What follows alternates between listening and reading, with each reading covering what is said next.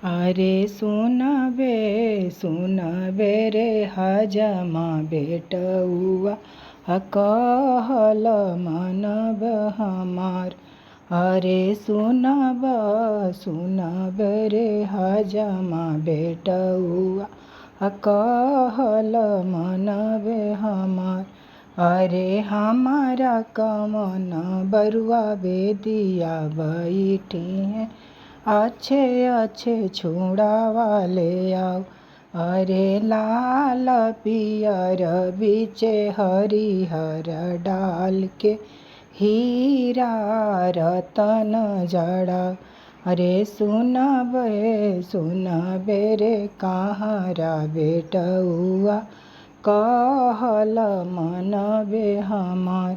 अरे हमारा कवन बरुआ बेदिया बैठी हैं, अच्छे अच्छे कलशा ले आओ।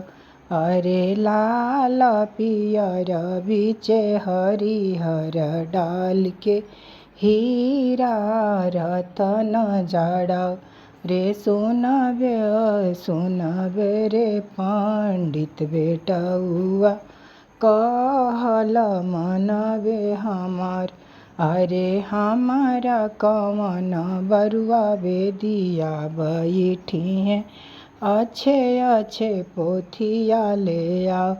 अरे लाल पियर बीचे हरिहर डाल के हीरा रतन जड़ाओ। अरे सुनबे रे बढ़ई बेटउआ कहल मनबे हमार। अरे हमारा कवन बरुआ बेदिया बैठी हैं, अच्छे अच्छे पीढ़ई ले आओ, अच्छे अच्छे पटरी ले आओ। अरे हमारा कवन बरुआ बेदिया बैठी हैं, हीरा रतन जड़ाओ। रे लाल पियर बीचे हरिहर डाल के हीरा रतन जड़ाओ। रे सुनबे रे माली बेटउआ कहल मनबे हमार। अरे हमारा कवन बरुआ बेदिया बैठी हैं, अच्छे अच्छे मालावा ले आओ।